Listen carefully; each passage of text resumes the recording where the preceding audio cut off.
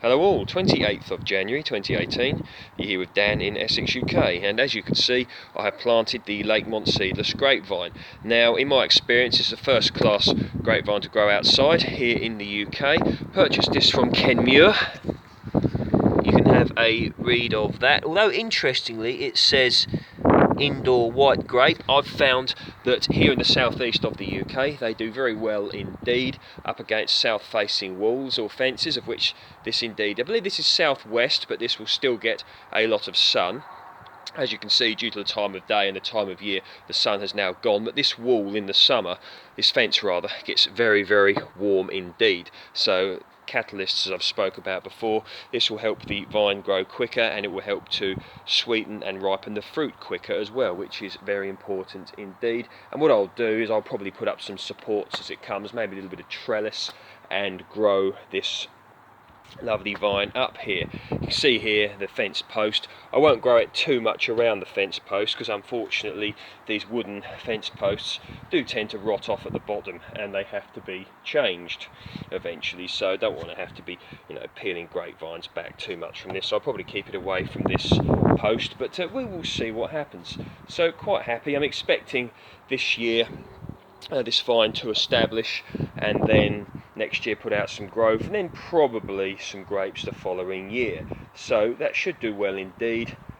Hopefully this will be a first class vine, but we will see. If you're interested in seeing the way that I went about this, you can check out the video that I uploaded earlier on today about an autumn royal grapevine that I have set in the Polytunnel, and they've been both set on the same day. And autumn royal, it's recommended it's grown in this climate in a polytunnel or greenhouse, but it'll be interesting to see almost as a comparison just how they do. Although they're two different varieties, Lakemont Seedless and autumn royal, it'll be interesting to see after a few years how each one does. And hopefully if you guys are still following me, it will be interesting to see as a comparison and what could be a good thing for yourself to consider growing, or indeed somebody out there in the future. So we're going into February now, and it's about 13 degrees C today, which is around 55 degrees Fahrenheit, I believe. And that for this time of year really is a nice temperature actually. It's actually made me feel like coming out here and doing some work, and I have been doing some work getting ready. I'll show you in a minute a few things I've been doing, but I thought we'd take the opportunity to have a look around. And this here is a pear tree variety Concord, self-fertile, a great variety to grow if you're only going to grow one tree, because it is indeed self-fertile. And this tree's got an interesting story. I'll say it again, some of you have heard it already, but I call it the tree that never grows.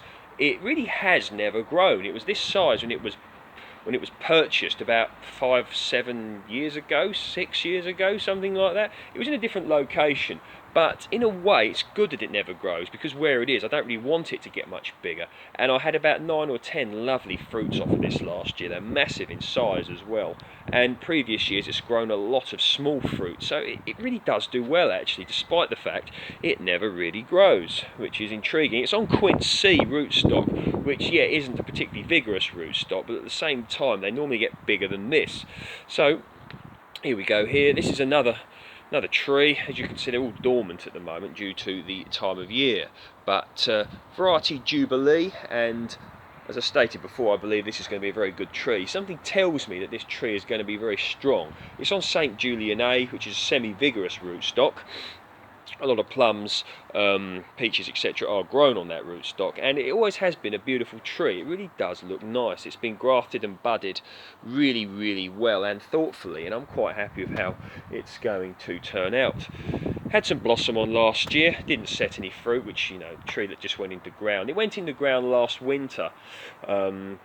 An offer from mail order trees. I've kept the tags on. They were buy one get one free, and I found them actually to be very decent trees indeed. I got this one here, as I stated before, variety Jubilee, and I also got this one here, which is Worcester Pearman apple, English variety or UK variety, long history. Worcester Pearman, have a look around on the internet or in some books, and I dare say you'll see a little bit about it.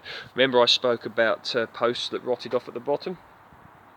There you go, that was one there. So okay, so yeah, looking good. Got some nice buds on it, and it's generally not recommended too early in a tree's life you allow it to fruit, but we will see. You know, I'm not commercially growing here, I'm purely growing for fun and obviously for the eventual produce. And this is not a well established backyard orchard, but in about 5 years time I hope it indeed will be, and will produce some great fruit indeed.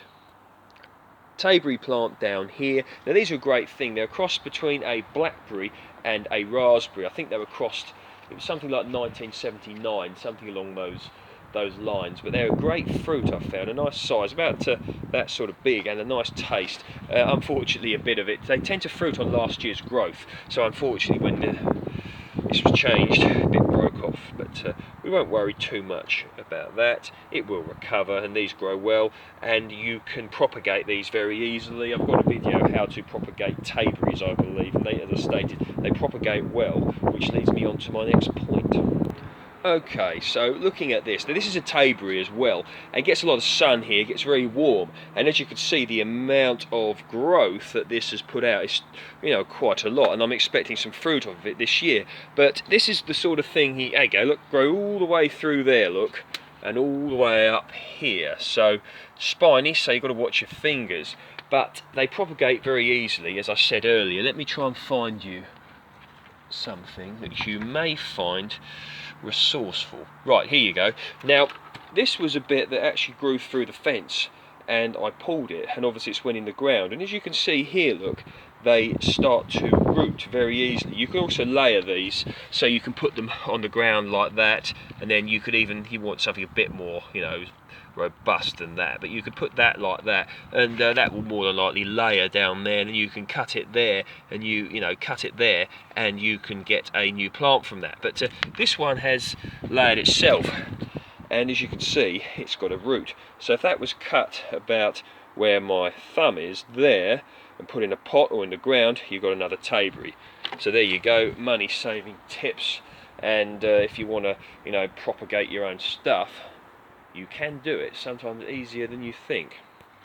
Okay, so walking into the polytunnel here. This polytunnel survived the high winds that we had. Blimey, we had some winds a few days ago, or week, or something along those lines, a week, 2 weeks ago. God dear, really was loud. A lot of damage as well, tree damage, etc. And unfortunately even saw someone who lost a chimney stack, and it collapsed onto cars underneath. So not an ideal situation, but this polytunnel, it survived it.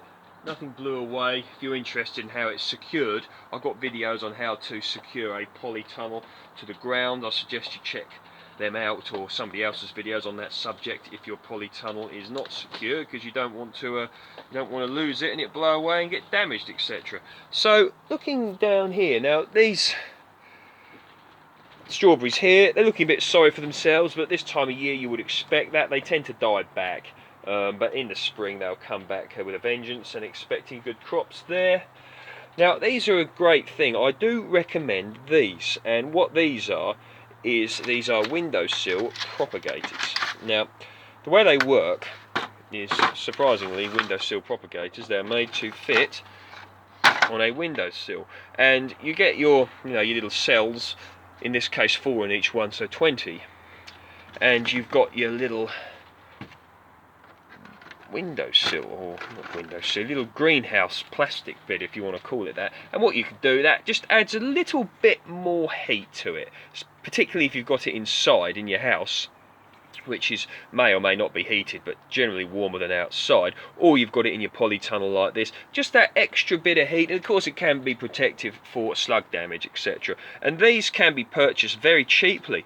Have a look around the bargain places, Savers, Pound Stretcher, maybe Aldi's or Lidl's or places like that, and you can quite often find these for, like, you know, relatively cheap. Have a look on the internet as well, but I do recommend these, and I've had a lot of success with these. Of course, because the cells aren't particularly big, you know, they've only got a limited time the plants can stay in there, but by the time, you know, if you've set at the right time of year, by the time they've filled one of these, they're ready to set. So I do recommend I do recommend them.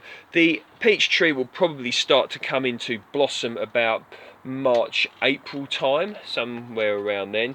Peach trees tend to blossom relatively early, which is why it's a good time. Good thing to have in the polytunnel. Got lots of videos on peaches in the UK, if that's your thing. So all looking good. Got to prune that off. Nice bit. I'm expecting some great crops from here. So, hope you guys have enjoyed that. This time of year it can be good to just go outside and just start getting ready, because before we know it, the spring will be here and we can get growing again. Speak soon.